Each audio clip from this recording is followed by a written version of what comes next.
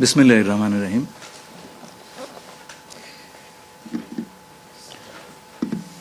মাননীয় প্রধান উপদেষ্টা এবং বিএনপির ভারপ্রাপ্ত চেয়ারম্যান দুজনের অনুমোদিত যৌথ বিবৃতিটি আমি পাঠ করে শোনাচ্ছি।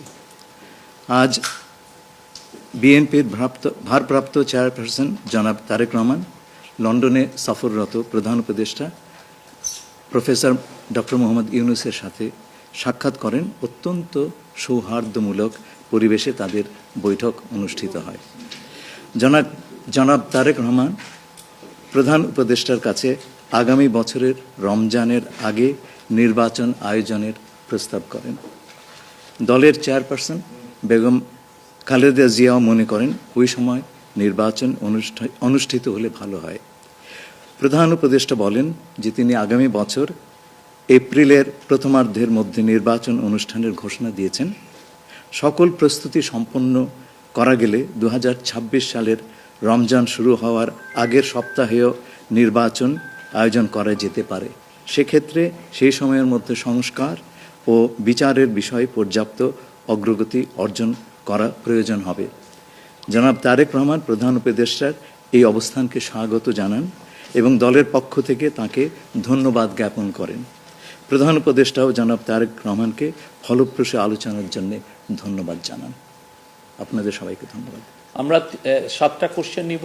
আপনারা কোশ্চেনগুলো করবেন হচ্ছে আমাদের national security adviser doctor Khalilur Rahman এবং বিএনপির স্ট্যান্ডিং কমিটির মেম্বার আমির খসরু মাহমুদ চৌধুরী। প্লিজ।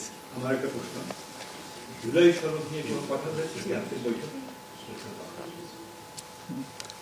না, জুলাই সনদ নিয়ে তো অলরেডি আলোচনা চলছে দেশে, এবং এই ব্যাপারে আমাদের মধ্যে অলরেডি সিদ্ধান্ত আছে যে ঐক্যমতের ভিত্তিতে জুলাই সনদ হবে, এবং সংস্কারের ব্যাপারেও একই উত্তর আমাকে দিতে হয় যে ঐক্যমতের পরিপ্রেক্ষিতে আমরা সংস্কার এবং জুলাই সনদ দুটাই করব। সকলের ঐক্যমতের পরিপ্রেক্ষিতে সেটা সিদ্ধান্ত নেওয়া হবে, এবং এটা আমি নিশ্চিত এটা খুব কম সময়ের মধ্যে আমরা সেই সিদ্ধান্ত নিতে পারব।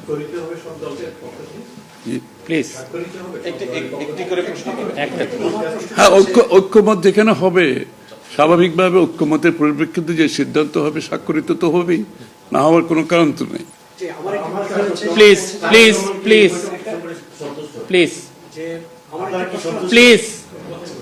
উনি হচ্ছে যে যেটি বারবার যে কথাটি বলা হচ্ছে যে রুটম্যাপ নির্বাচনের একটি সঠিক তারিখ নির্ধারণে আসলে সমস্যাটা কোথায়?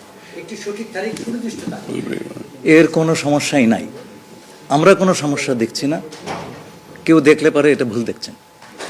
নির্বাচনের সম্পর্কে আজকে যৌথ বিবৃতিতে আমরা বলে দিয়েছি দুপক্ষই, এবং নির্বাচন কমিশন আমরা আশা করব শীঘ্রই একটা তারিখ ঘোষণা করবে।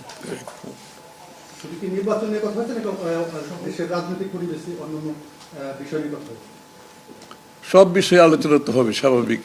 আমরা তো নতুন বাংলাদেশ গড়ার প্রত্যয় নিয়ে সামনের দিকে এগোচ্ছি। সবাই আমরা চাই দেশ গড়ার যে প্রত্যয় আমরা নিয়েছি, আমরা ঐক্যবদ্ধভাবে সেই কাজটা করব। শুধু নির্বাচনের আগে নয়, নির্বাচনের পরেও বাংলাদেশ গড়ার যে প্রত্যয় নিয়ে আমরা সবাই ঐক্যমত হয়েছি সেটা আমরা সামনের দিকে এগিয়ে নিয়ে যাব।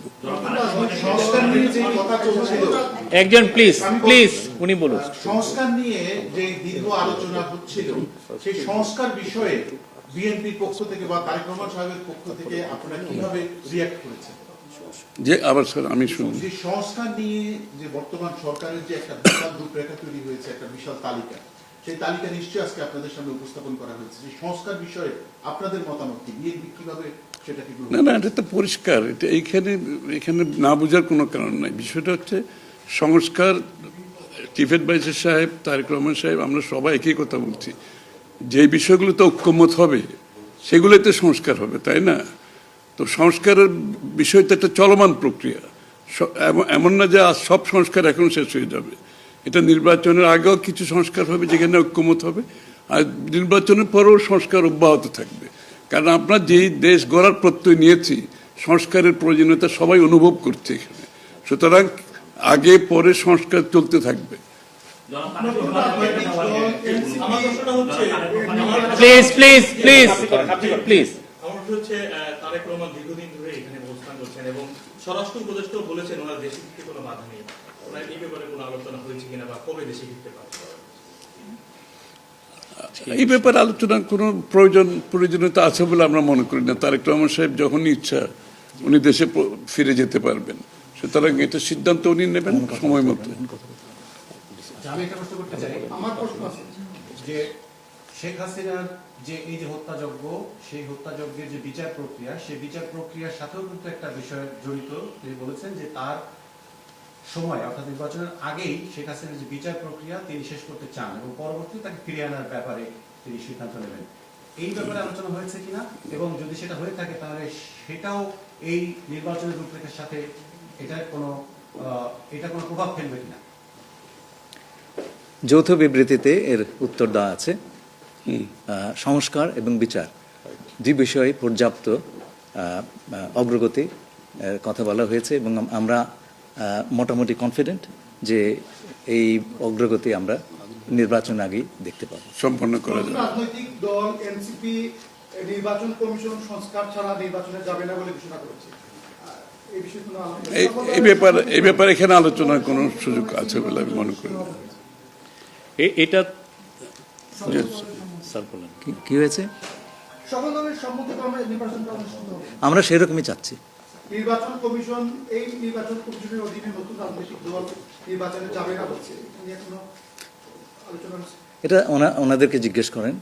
এটা যার প্রত্যেকটি দলের নিজস্ব মতামত আছে, তবে আমরা সকলকে নিয়ে নির্বাচনটা করতে চাচ্ছি। আচ্ছা, তাহলে কি আমরা বলতে পারি যে এপ্রিলে যে ঘোষিত যে নির্বাচনের রূপরেখা, তাহলে সেখান থেকে সরকার কিছুটা সরে আসতে চাচ্ছে বা আসবে? যৌথ ঘোষণায় এই বিষয়টি সুস্পষ্টই বলা আছে। আপনারা শুনেছেন, যদি সকল কাজ সময় মতো আমরা করতে পারি এবং বিচার ও সংস্কারের ব্যাপারে পর্যাপ্ত অগ্রগতি হয়, তাহলে নিশ্চয়ই সেটা করা যেতে পারে। এখানে আমি একটু অ্যাড করি যে ইয়ের সাথে, যে মিটিংটা প্রথমে আমাদের দুই সাইডের ডেলিগেশনের সাথে হয়েছে এবং পরবর্তীতে 1-to-1 ওনারা দুজনে দীর্ঘ সময় আলোচনা করেছেন। আপনারা কি সন্তুষ্ট কিনা? নিশ্চয়ই সন্তুষ্ট, নিশ্চয়ই সন্তুষ্ট। শুধু আমরা তো বলছি নির্বাচনের আগে নয়, নির্বাচনের পরও দেশ গড়ার ক্ষেত্রে আমরা সবাই একসাথে কাজ করতে হবে, নতুন বাংলাদেশ করতে হবে। আর সন্তুষ্ট না হলে তো যৌথ ঘোষণা আসবার কথা নেই। এখন যে বিচার প্রক্রিয়া চলছে বিগত সরকারের বিভিন্ন, আপনি একবার কোশ্চেন শেষ করে দেন প্লিজ। না না, আরেকটা লাস্ট কোশ্চেন নিব, লাস্ট একটা কোশ্চেন নিব। জি, জাতীয় ঐক্যমত্যের সরকার গঠনের বিষয়ে কোনো আলোচনা হয়েছে কি? না, এটা তো নির্বাচন পরবর্তী সিদ্ধান্ত, যারা নির্বাচিত হবে তাদের সিদ্ধান্ত। সুতরাং এখানে তো আলোচনা হওয়ার কিছু নাই। Thank you.